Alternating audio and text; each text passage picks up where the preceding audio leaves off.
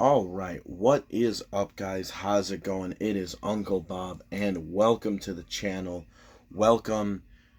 We are here to celebrate our 2-year anniversary watching One Piece. 2 years. 2 whole stinking years. And we have made it 208 episodes into the show. Now, as you can tell in the title, there is not going to be any episode that we're watching. I'm just here to, talk a little bit about how the last year of One Piece has gone. What episode was 105? What was the episode that we started with?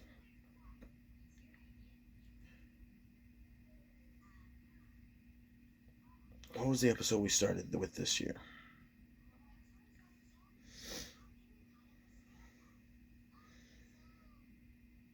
Okay, that's when they went to Rain Base to take down Crocodile in Baroque Works, but that's when they ran into Smoker and okay. So we got through the ending of Alabasta, all of Skypiea, and the ending of Alabasta, Skypiea, and now we're starting the Long Ring Long Land segment of the show. Man, it's really weird because it's been like 2.5 years of actual syndication that I've watched over the last year. And the way the show feels sometimes is really weird. Because there's a part that I guess that because there's not a whole lot of time that passes in between a lot of these events. Because I know I've heard that like all of pre-time skip One Piece is like a couple months, and then the same thing with post-time skip. It's only a couple months. So it's really weird when there's a lot of stuff that happens and a lot of episodes that are built up, but they don't it feels like both a lot has happened and that not a lot has happened. Can I turn this light off?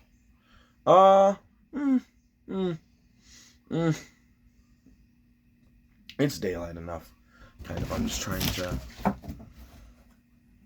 It's a cloudy day, so we're just trying to get a little bit of light. But I don't know. I don't like the light when it's on. But it's really weird that there's a lot. It feels like there's a lot that's happened and there's not a lot that's happened, because from what was it?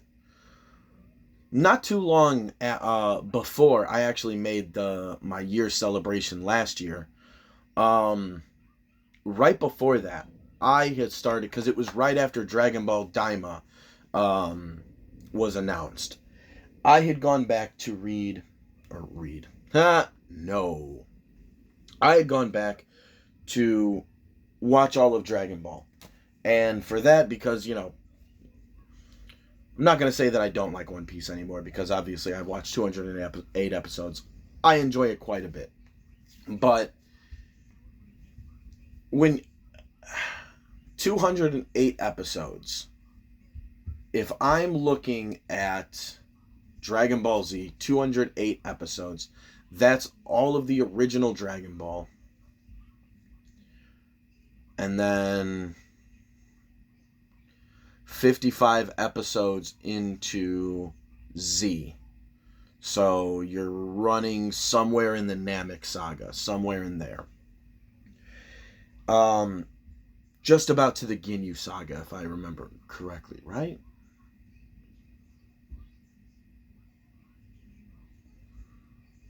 There's maybe like 10 episodes. Regardless, none of that actually matters. But you see Goku in the amount of time that I've watched One Piece, where they've only island skipped in 208 episodes through the East Blue, making their way to Alabasta, and then Skypiea. I guess Jaya on the way to Skypiea, because they didn't really go to a whole bunch of places the way that they did for Alabasta, because Alabasta you had Whiskey Peak, and then you had Drum Island, and then we had Little Garden, Whereas before Skypiea, all we really had was Jaya. That was the only other place that we were at. I'm gonna move off screen, but I'm gonna keep talking. Just doing adult things, you know how it is. But yeah, no, it feels weird that in that Dragon Ball time frame, you had all of Dragon Ball, which means Goku is a kid, Goku is a teenager, Goku is like a young adult. So you have now, like the young adult Goku with Piccolo Jr., that's only like 30-something episodes, including the filler of, Goku and Chi-Chi running around to get married, which I love those episodes, filler junkie that I am.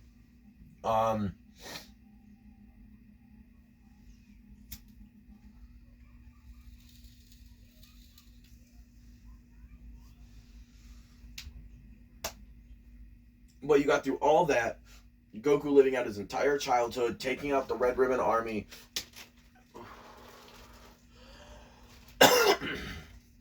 searching for the Dragon Balls. Up to that point, that was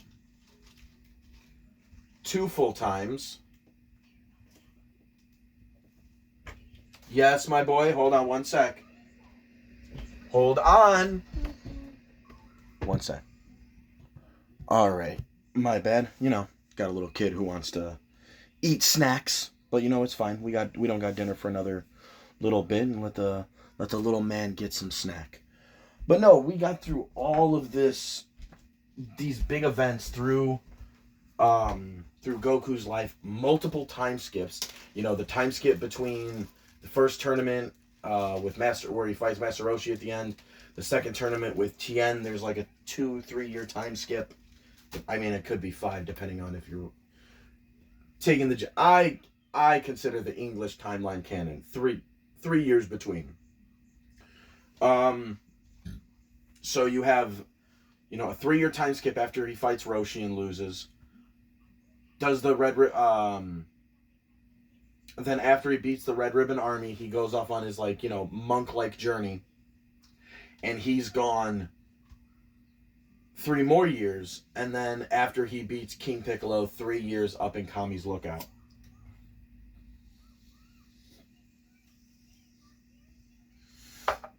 Now, I mean, I guess I don't know why I'm explaining all this, but it's just...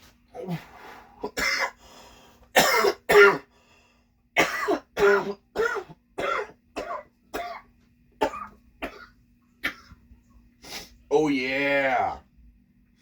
It's just a way to, explain for, I guess, because I guess there's a lot of people now that, are younger than me that would not have watched all of Dragon Ball. Like people of my generation more, normally would have, because, I'm 34.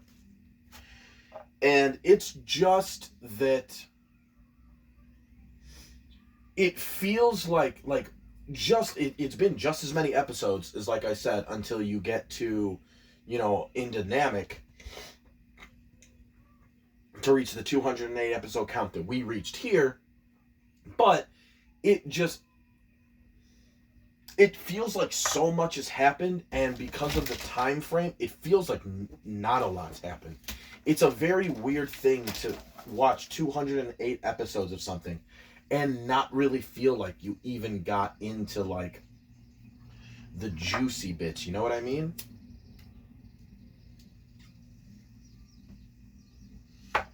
Alright, I'm coming back. It's enough adult activity. But it's just a very weird feeling. And the fact that all we've done in 104 episodes has been wrap up Alabasta, Jaya, Skypiea, and then a little bit of filler. There was filler in the other 104 episodes, but it feels like this was a much more, a bigger year as far as, Skypiea took up a good chunk of this entire year. Now, I've seen the lengths of future One Piece arcs. Oh boy, do I know how that's going to be. At the speed I watch, Wano itself is going to take even me, a year and a half, 2 years to watch.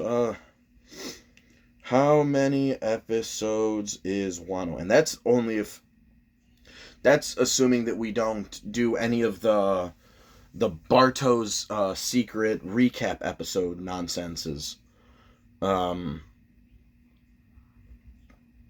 yeah, 195 episodes. So even with my speed, that's almost 2 years here. That's almost 2 years the way that I watch it. So like I know that it stays that way and in fact gets worse, but um there's a lot of people that I saw, because again, there's big events are not really going to be spoiled for me in this show. I know most of the big events just because fandoms, friends, other like One Piece fans in the now 20 years I've known about this property, One Piece fans have never shut up about it.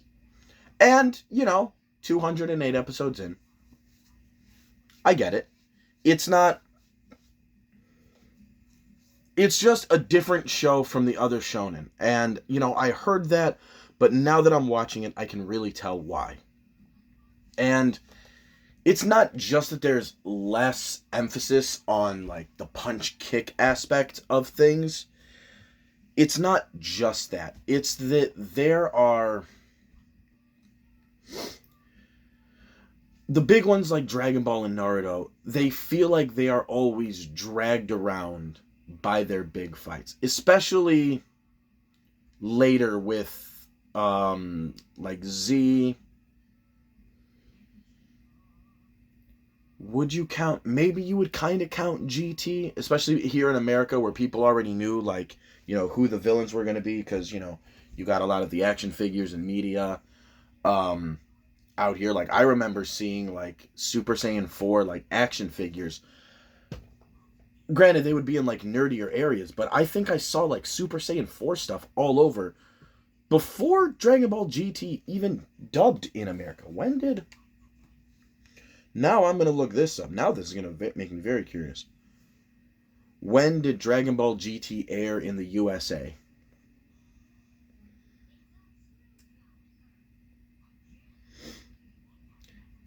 November 7th, 2003. So I had just turned 13. I promise you, before the age of 13, people in America, before I was that age, people knew. 13, 2003. People knew what Super Saiyan 4 Goku was before that. So, in a sense, it feels like Dragon Ball, its history, it feels like, since it lost that adventure vibes that hopefully Daima's bringing back. I can't wait to watch the first 3 episodes. I'm going to do that thing in movie theaters because it's coming out in dub, the first 3 episodes in theaters. And then I believe it's supposed to be weekly on Crunchyroll after that. But it feels like those shows kind of get dragged around by the big fights that are coming. Whether it be, in Naruto, the pain fights, or eventually the Sasuke fight. Like, the entire Sasuke retrieval arc, let's just use that because that's the one that pops into my head. There's fights, obviously, leading up. Every member of the retrieval team had their own fight.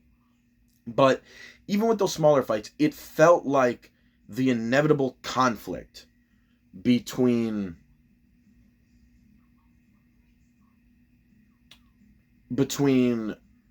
Naruto and whoever he's fighting that arc. It feels like those are the moments that really are like pulling you along. Like you're going there being pulled by the anticipation for that fight. And there is a little bit of that with One Piece, but it's not in the same way. It's not in like purely a battle sense. Because like, if I'm just looking at Enel, he's this, high and mighty, pompous, like literal godlike figure. So you want him and Luffy to meet each other just because of what kind of person Luffy is. Because, I mean, even though it was filler, we just watched the G8 arc. Wasn't that in G8 where it happened?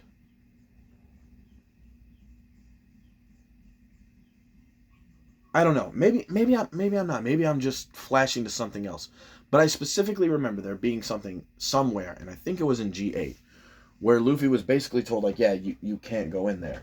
And he's just like, or maybe it was them, like him telling Luffy, like, you can't leave. He's like, oh, I'm gonna leave. And I'm gonna leave whenever I want. And it's just like, you want to see him bring that mentality to others. You know, a character who, through his, now I know it was called Mantra, but I've also seen, you know, and heard people talk about future sight, or like observation haki. And, you know, you got this guy who's got this observation haki that he can use with his devil fruit in a way that makes him feel like he's a god. And, you know, Luffy's made of rubber, so you can't wait for literally the rubber to meet the road and see what kind of... You really can't wait to see, like, what kind of confrontation he brings, not just with a fist, and not just with a weakness with an L. It's just a way of being. Maybe I didn't really feel like this with Alabasta so much. I don't know, because Alabasta felt like, because they were doing it to save... Now let me think back about how I felt, because it's been a while.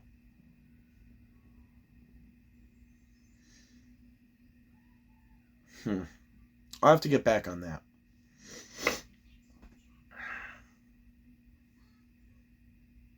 I don't know. Now I'm losing the words, because now I'm starting to doubt the way that I was talking about.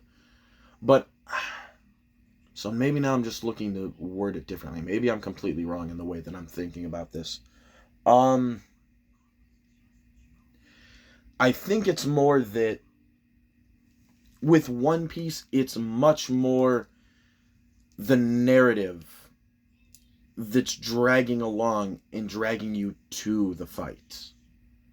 Maybe that's what I'm thinking of. Because, like,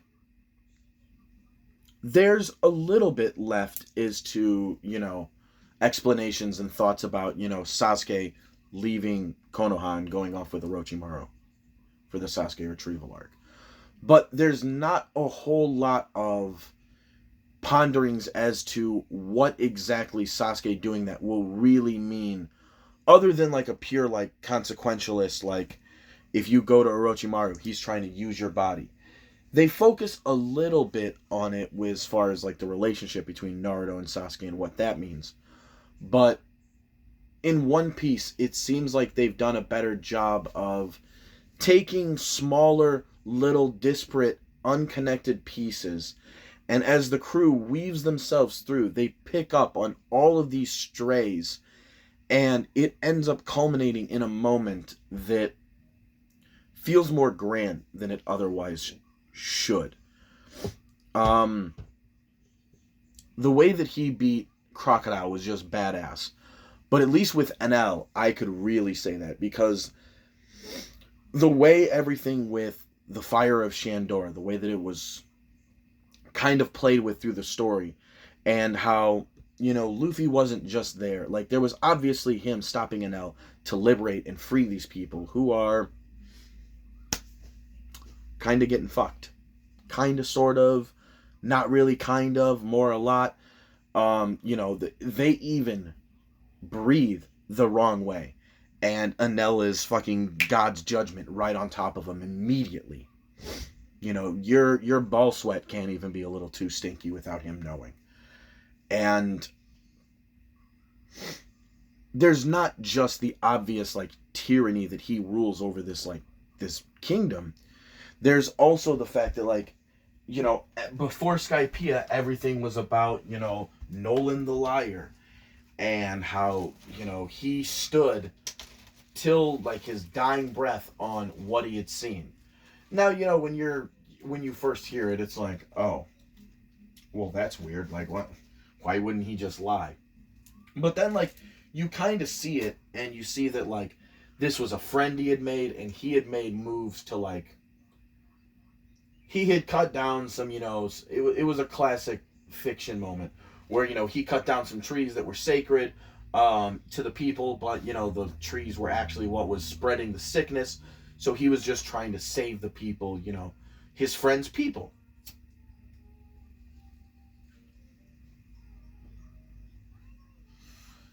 So you had the classic anime misunderstanding And then you have, them trying to resolve the conflict between them, but, Nolan set off to sail, didn't get a chance to turn around. So everything was about the next time we meet. The next time we meet, we'll make sure that we make up for this dumb shit. Especially when, what was his name? Calgara. He was, like, offering Nolan to marry his daughter. Like, because there was a bit of an age difference, I'm assuming, between them. He was offering for Nolan to marry his daughter. Now, Nolan was like, no, I got a wife and kids at home. Like, don't worry about it.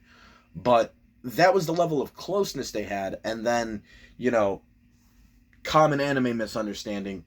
Now, all of a sudden, not only are they not friends, but, they're somewhat enemies. And, even then, Nolan does what he thinks is right and, pieces the fuck out.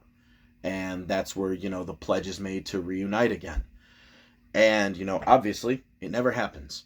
And, Nolan stands on that because that was his friend. And still probably a little stupid. But it is funny because I've talked about, while I play all my old video games, I talk about quite often. Sorry, I'm playing with a block over here. Kind of massaging my foot on it. But I complain and bitch all the time about working at UPS. That, it's good work, it's great work, you get to listen to music, you get to just, I'm still a little fat, still a little chubby, but I've lost 25, 30 pounds in the last year and a half. We're getting there. We're getting there. Slowly but surely, we're getting there. And, what was even the point of me bringing that up?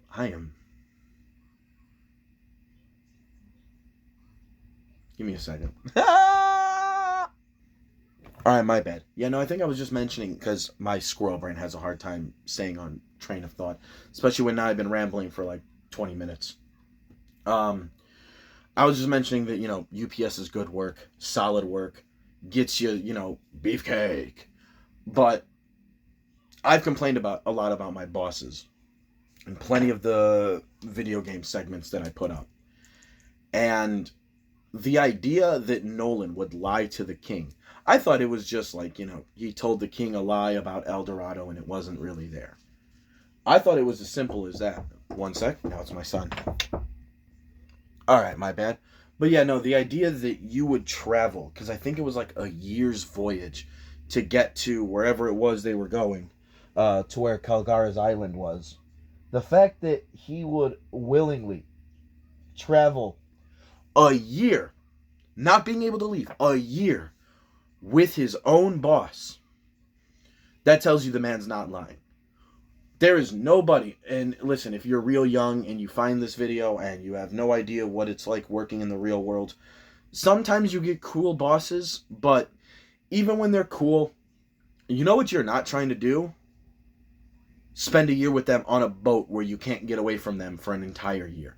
Nobody, for any other reason other than the sincerest belief in their own correctness, nothing other than that, would lead someone into doing that. So, Luffy has all of its 400 years, Cricket has watched his family's name, for hundreds, the result of his family's name being dragged through the mud, to where his family is associated with, like, Nolan the Liar becomes a tale that, like, parents tell their kids, like, like The Boy Who Cried Wolf, where it's like, his story is used as an example of, like, now don't you tell lies, kids. That's how this guy's family is treated. And, Luffy does. He has this 400 years of history riding on his back between these two families. Because obviously, Cricket's down below, Wiper's up fighting. And, that fighting has never stopped. The fact that he got to ring the bell. And let me also say, I think, I don't remember what episodes they were, but if they would have combined the end of the NL fight and the beginning of the next episode, if instead that would have been one episode, I think it was 192 and 193. The back half of 192 and the front half of 193 had me. There's a good thing there was a couple day wait for me in between those two episodes, because if they'd have cut those episodes, with like a little extra filler, so that could have been one episode, I would have been done. I would have been done. I think we do have to turn on the light though. It is feeling a little dark. But yeah, it's this grander way of telling a story that I think One Piece has done, that it can make you feel like, even though not a lot has really happened, it feels like a lot has happened. And it's just because there's just an entire story woven on top. Even the first, 40 episodes that led up to Arlong, it was enough of seeing Nami's, untrustworthy behavior and her need of money. It kind of went from that being a gag to that being like a more intense part of her character, to then like you getting an explanation, and then what that explanation really means carried into this character finally blooms into everything.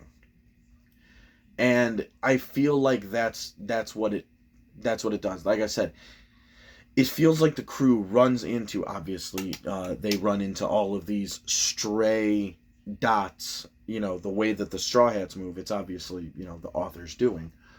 So it's not on accident, but it feels like they just weave themselves through these people and through this conflict until when things finally happen. When Luffy knocks Crocodile up through the rubble, he's not just beating the bad guy of his arc. He's beating a guy who is masterminded an entire coup of an entire country right now. And there's a civil war raging on right up above it. And, you've sat there with Vivi for as long as she was with the crew. And, yeah, when Luffy finally breaks through, like literally breaks through, using Crocodile as a hand shield, by the time he finally does that and he hits him with, what was it, the Gum Gum Storm, did he call it? By the time he hits him with that, there's so much that's happened that you're feeling the weight of behind that final push. And I'm really looking forward to seeing how that really pulls through and like how that feels. Because I knew about, before I even started One Piece, I knew about Arlong, I knew about Crocodile, and I knew about Enel. The first three big bads that I've come across. I have known about them for close to 15 years-ish. I've known about these characters. I've known what they look like. Super vagueness as to what I knew about them. Really all I knew about Arlong was that he was Nami's real captain. Crocodile I knew was like a crime boss, like an underworld crime boss, and Enel thought he was a god. Like, that's really all I knew. But seeing as much as you get to see of the character's struggles with the situations that these bad guys are putting them in, it doesn't feel small.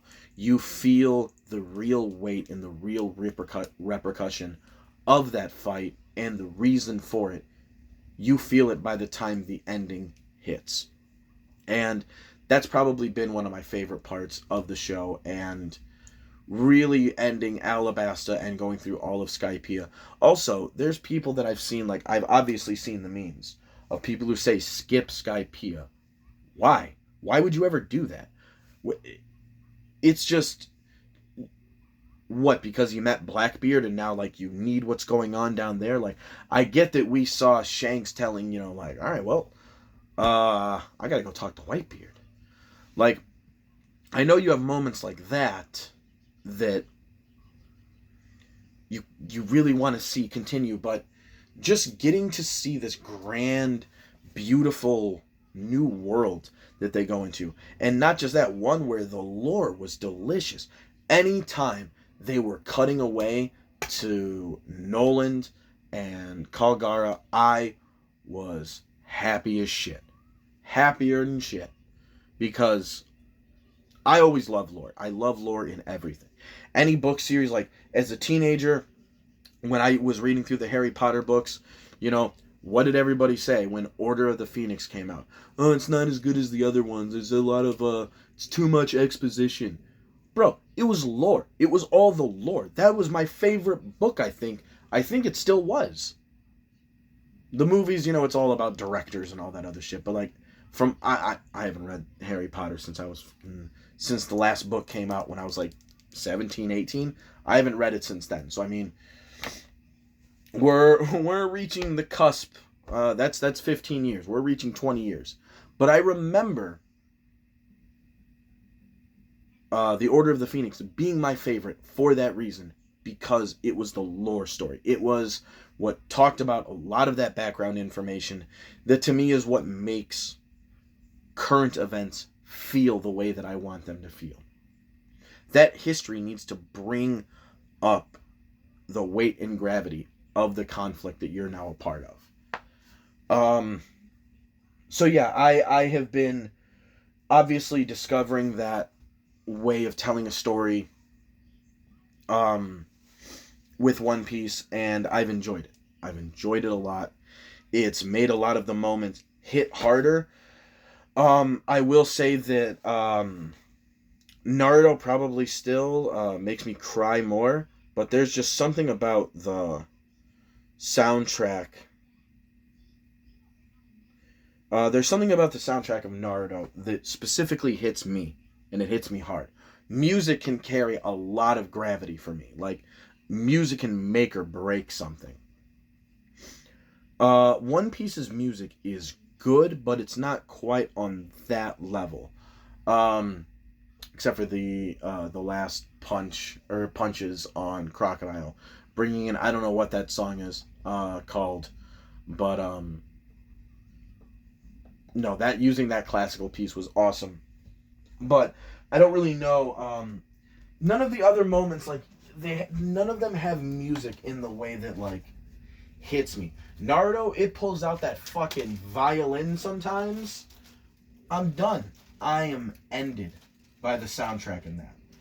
So for this to not have music that is, and it's the same thing in other shows, music will make me choke up to moments more than I would normally. And One Piece has not really had that. And even not having that, it's made me cry at least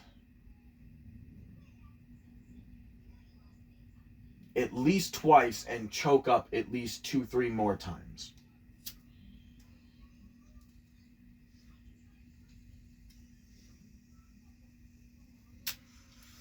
And I know there's going to be more parts that do that to me, and I've accepted it. I'm ready for it.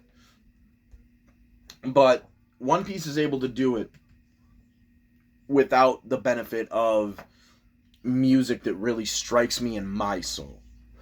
Not to say that the OST in One Piece is bad. It's just, it doesn't hit me the way that Naruto's does. Especially for those big and impactful moments. So, what One Piece accomplishes with that, it accomplishes through... it accomplishes simply through narrative and narrative alone. And you know what? That's acceptable. But I've been going on for a long time, and it's probably been very uninteresting. But I guess we're going to go through...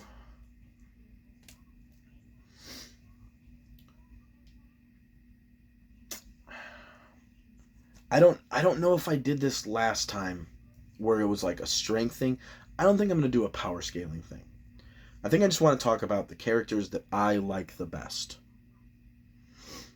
And I only got about 15 or so minutes. So we got to kind of make this count. I'm just going to go with my top 5 favorite characters in general, no matter what.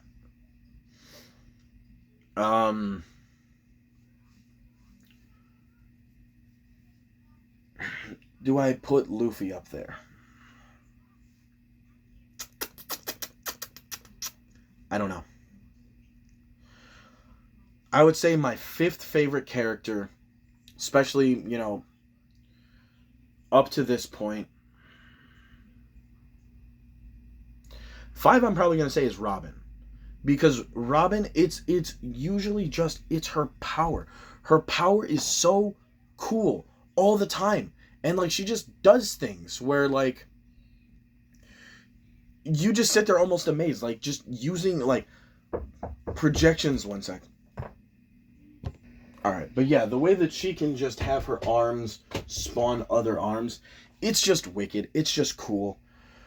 I want to see more, not just of her, but I do know that coming up is an arc that centers a lot around her. And Robin is almost at 5th place, almost built on anticipation of learning more. Because I don't really know a lot about her backstory. Actually, I don't know anything about her backstory. I know she leaves the group to, like, hand herself over to the government. I know that's coming, but, like, I don't know a lot of her backstory. So she's in 5th place almost exclusively due to, like, anticipation of what's to come. Because, like, there's a lot of mystery surrounding her. Because, even though she's a part of the Straw Hats, like, she travels with the other members, but there's a lot of times where she feels very disconnected from her teammates. Like, it does feel like... And I know she's in, like, her late 20s. She's, like, 27 or something. So that would make sense. She really does feel like the mom of the group. Not just in that she's a little bit more responsible, but she's, like, a very, like, hands-off mom. Like, the opposite of a helicopter parent. Because, she'll listen to the group say, like, dumb shit and dumb plans. And if she doesn't like it, she'll just go and kind of do her own thing. And kind of work in a way that she knows is still beneficial to the group. But she kind of goes off and does her own thing for the most part. And, she, like, especially in Skypiea, she was, like, the lore catalyst.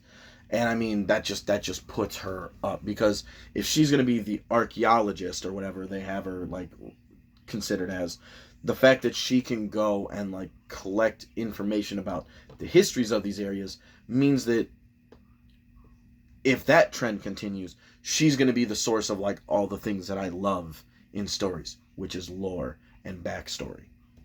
So, if she's going to be a conduit for that, beautiful. Beautiful. 4th place.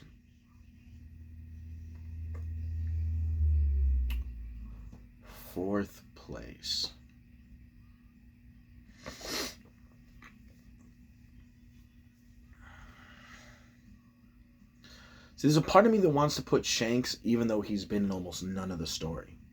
But I'm going to say 4th is Shanks.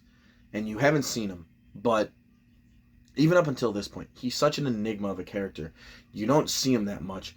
Now he's going off to meet Whitebeard, whereas before, he was, like, sitting on an island, drinking, celebrating Luffy's accomplishments. And, like, he hasn't done anything. The man hasn't done shit in the show. Like, at all. But there's just... When I think of One Piece, like, when just the name or the idea of the show or the series comes into my head, when I think of, oh yeah, One Piece, Shanks and Luffy are, like, the 2 faces that I see. Like, those are the faces that I actually, like, identify the show with.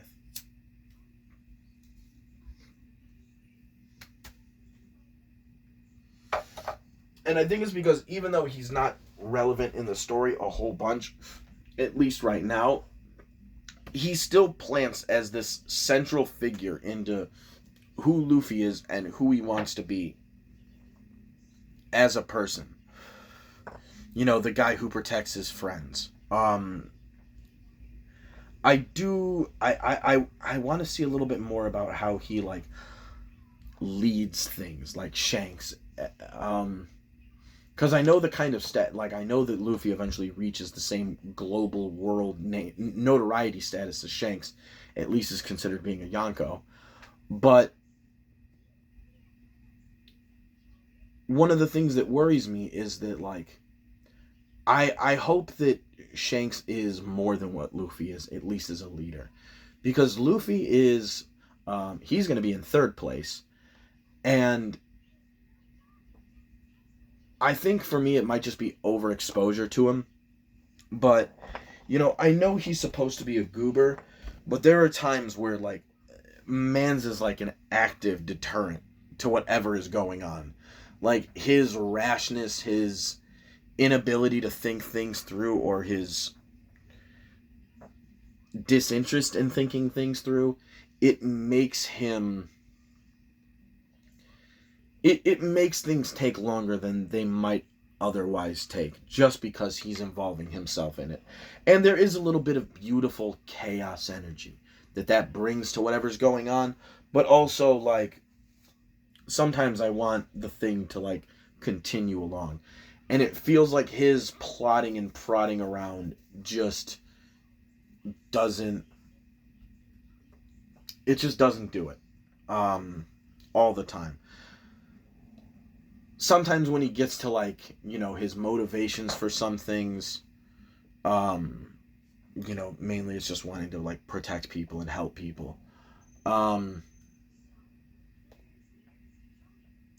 I don't know, it's not, he's just, I know he's meant to be a simple character, but sometimes like he's good at like relating to people, but he's not always good at relating to what the people are going through, because he's just his own little ball of enigma. He just wanders through situations and likes somebody and decides to help them out, and through him helping that person out, he helps out hundreds of people or possibly thousands.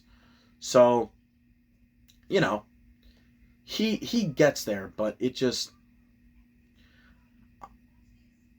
I don't know if I'm ever going to get Luffy as like a proper, in the way that you usually think of a leader among men. I don't think you're ever going to see Luffy as that. And I think I'm just coming to terms with that he's just going to kind of do what he's going to do in that way, and that I just need to be okay with it. But number 2, my number 2 favorite character. Number 2.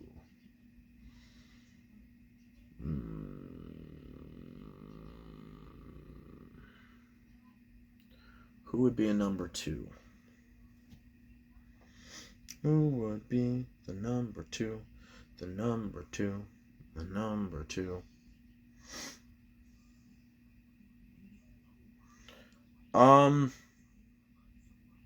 Wasn't a part of the story for so long. Honestly, as far as like memorable characters, and I mean, this is obviously going to change year to year. Honestly, I would say one of my favorite characters was probably maybe I'll put Luffy at 2. I'll put Bon Clay at 3. Bon Clay was just hilarious. I just enjoyed him being on the screen. He was funny at every turn. Yeah, Luffy at 2, Bon Clay at 3. Yeah, just anything that he was a part of was just always a joy, and it was always funny. It's not like he was around for like plot reasons, but like he was a real like, he made a lot of an impression for really no reason. He was a bad guy, but like Sanji and him fought, and it was like a brotherly fight. Like they were like, we were cool with each other not too long ago, so I gotta kind of beat your ass, cause I gotta kind of beat your ass. But like that's all that it was. Which at the same time, Bon Clay was a part of this entire coup business that was going on. So also not cool. Maybe don't be friends with this person. But he seemed like just fun. just fun all the time. Just anytime he was there, just the facial expressions, his mannerisms. Obviously, I know what they're, I know that they're kind of poking fun at certain communities, but this was also like back then. But he was also seen as pretty strong. So like, I don't know. I want to see more of him. I doubt I've seen the end of him, but I want more Bon Clay. And my favorite character so far. Favorite character. Because I moved Luffy to 2.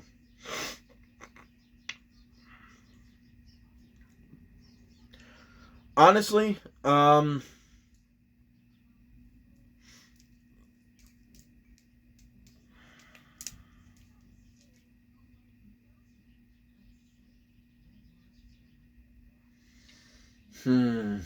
this is hard. This is really hard.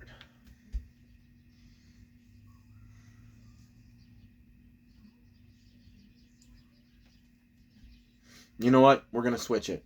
Because I feel like I'm being unfair. Luffy 2, Shanks 3, Robin 4, Bon Clay 5. As I'm thinking and just organizing my thoughts. Yeah, that's way better. That's way better.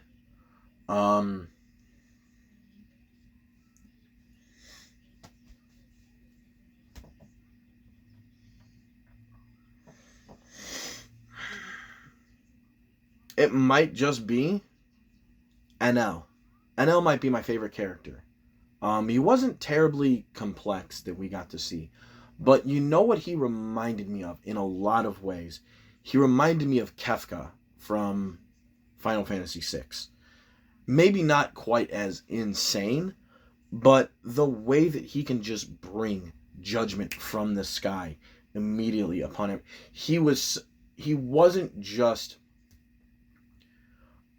a force of nature that was laying waste to that entire kingdom. Skypiea was going to be gone. He would have nuked the entire thing. He's that strong. And the only reason Luffy was able to fight him in that way is because of the fact that he's made of rubber. And that didn't even stop him entirely because Enel was still able to, heat things up and with his electricity and fight Luffy that way. So it's not like he was completely immune from it in all forms of damage against Enel, but he was just such an... Once you found out the way that his mantra worked along with his devil fruit and the fact that he could basically be anywhere at any time, like he can just feel the vibrations, he can feel the vibes, he can just be and know he was such an overwhelming force. And obviously Luffy beating him is part of, the release of this villain and what makes it, like, not just memorable, but, epic in the story that he leads. But he was... And it wasn't just, like, his overwhelming power. It was the fact that he was always so chill. He was always so very relaxed.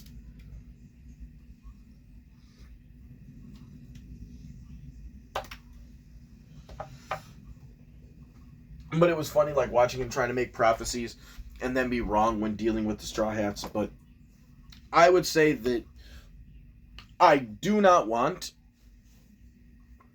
really many more villains like Enel, in that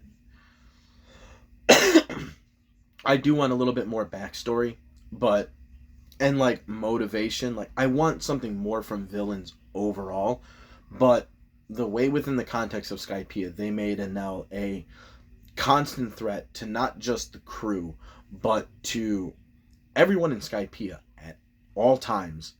I thought that shit was wild. I thought that was really cool. I think I need a little bit more depth, but for where we are now in the story, I feel like he was just so much. He was a lot. He wasn't just a lot to deal with. He was a lot. He was everywhere. He was omnipresent. That's terrifying. The idea that he was able to really be and feel like a god through doing that shit's crazy. But, yeah. Enel, Luffy, Shanks, Robin, Bon Clay. I know that kind of miffs Zoro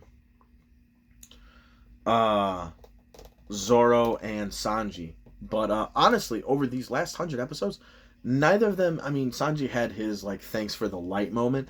But other than that, I didn't really have, like, a moment where I really was like, oh yeah, that's a moment right there. Like, it felt like in the first 100 episodes, Sanji was, like, a lot more behind the scenes doing cool shit.